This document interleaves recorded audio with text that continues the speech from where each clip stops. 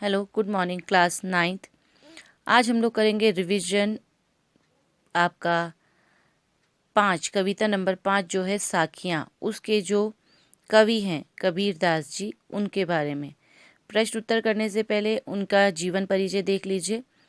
जीवन परिचय हम क्लास में भी कर चुके हैं, लेकिन फिर भी इसके रिवीजन में आप देख लीजिए जो मेन बातें हैं जैसे आपको याद होना चाहिए और एग्ज़ाम में ज़्यादातर आती हैं। तो इन सब चीज़ों का ख्याल रखते हुए इसका जो कबीर दास जी का जीवन परिचय वो हम आपको दोबारा से बता रहे हैं। देखिए, कबीर के जन्म और मृत्यु के बारे में अनेक कविंदातियाँ प्रचलित हैं।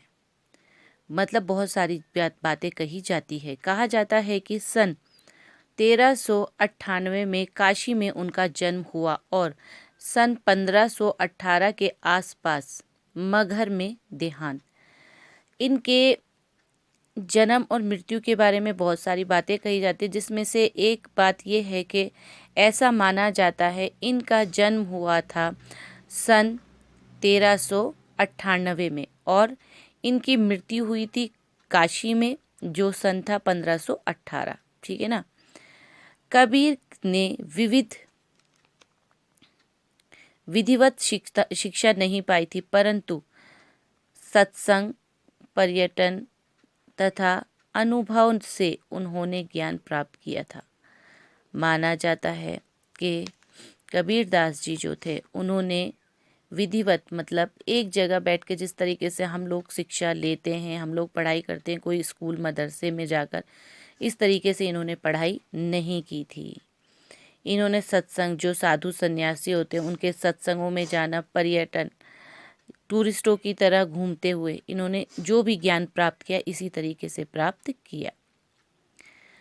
भक्तिकालीन निर्गुण संत परंपरा के प्रमुख कवि कबीर की रचनाएं मुख्यतः कबीर ग्रंथावली में संग्रहित हैं। कबीर ने जो भी उनकी जो कविताएं हैं, उन्होंने जो भी बोला, उनकी जो भी रचनाएं हैं वो कबीर ग्रंथावली में संग्रहित है, उसमें जमा की गई हैं।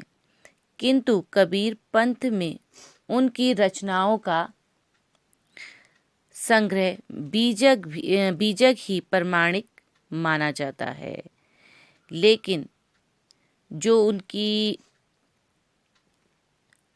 पद की रचनाएं हैं उसका संग्रह बीजक माना जाता है।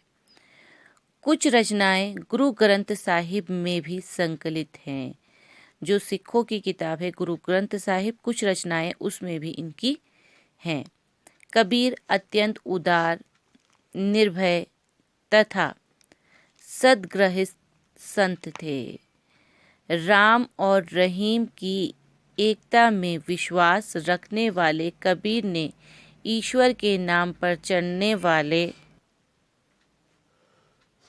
राम और रहीम के पाखंड, भेद और कर्म कांड का खंडन किया।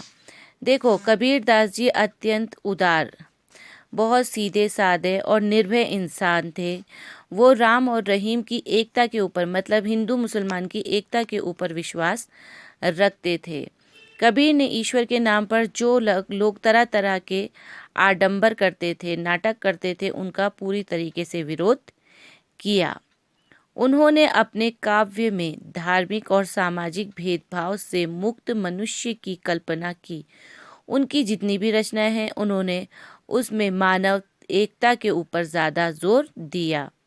ईश्वर प्रेम, ज्ञान तथा वैराग्य, गुरु भक्ति, सत्संग और साधु महिमा के साथ आत्मबोध और जगत बोध की अभिव्यक्ति उनके काव्य में हुई है।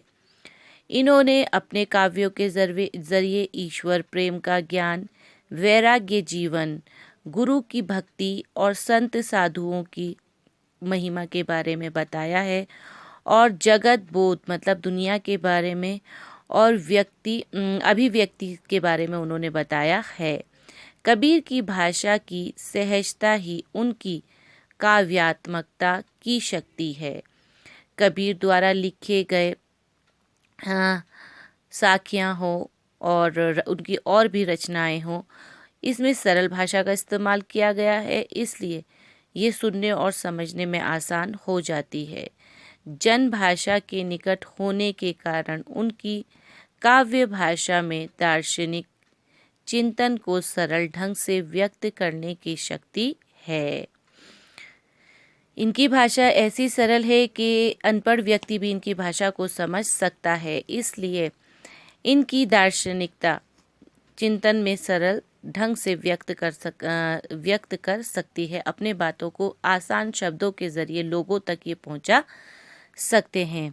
तो आज हमने कबीर दास जी के जीवन के बारे में कुछ बातें जानी। बच्चों, इनकी जीवन का, इनकी जो जन्म की डेट है और मृत्यु की डेट है, ये हमारी किताब में जैसे दिया है 1398 जन्म और 1518 मृत्यु। कई किताबों में अलग डेट भी दी गई है, क्योंकि ये पूरी तरीके से पक्की तौर पे नहीं कहा जा सकता इनका जन्म कब हुआ, इनकी मृत्यु कब हुई, क्योंकि इसमें कई राय हैं। इसलिए आप लोग इनकी जन्म की डेट, मृत्यु की डेट और उनकी जो रचनाएं हैं इनको अच्छे से याद करेंगे। उम्मीद करती हूँ घर पे होंगे आप लोग, सेफ होंगे। ओके बेटा, खुदा हाफिज़।